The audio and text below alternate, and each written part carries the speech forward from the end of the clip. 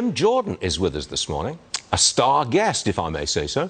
Congressman, should Americans just deal with rising prices and back off and calm down?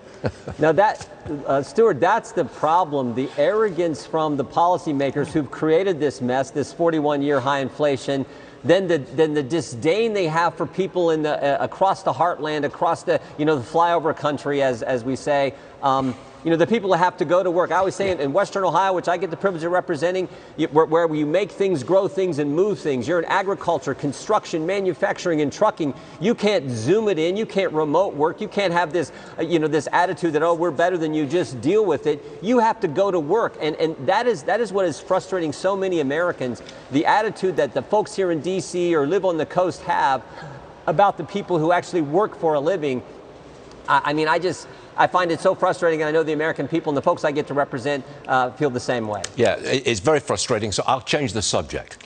You questioned NFL Commissioner Roger Goodell over why Barstool Sports' Dave Portnoy is banned from NFL games. I watched it. Let's run a clip for our viewers. Roll it, please. Why do you ban Dave Portnoy from NFL games? He's a journalist. In fact, he's a sports journalist. Why is he banned? Congressman, I'm not familiar with that issue. I'm happy to check with my staff, but I'm not aware of that. Yes. I think we're all aware of that.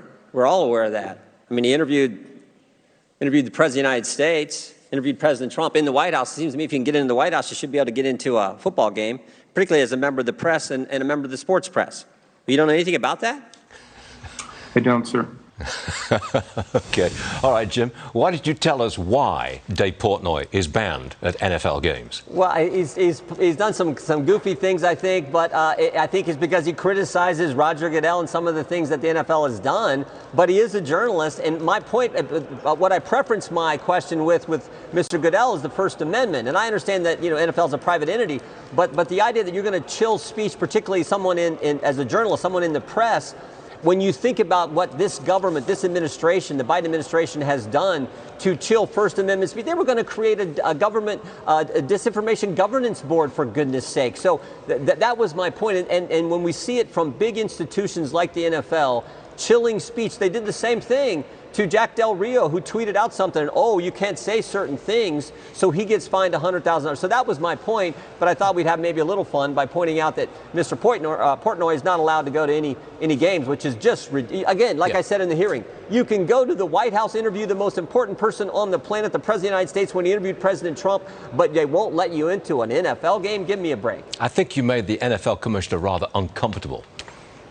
And you like it. And you're happy about it too. It was my goal is to underscore just how important the First Amendment is, and your right to practice your faith, assemble, petition the government, freedom of press, freedom of speech. And we have seen the Biden administration for the last 19 months attack that liberty, and now they're coming after our Second Amendment rights as well. So that is my concern. I think that's a concern that so many Americans have. Yeah, it is a big concern. Good stuff. Thanks very much indeed, Congressman. Always a pleasure. And we'll see you again real soon, I do hope.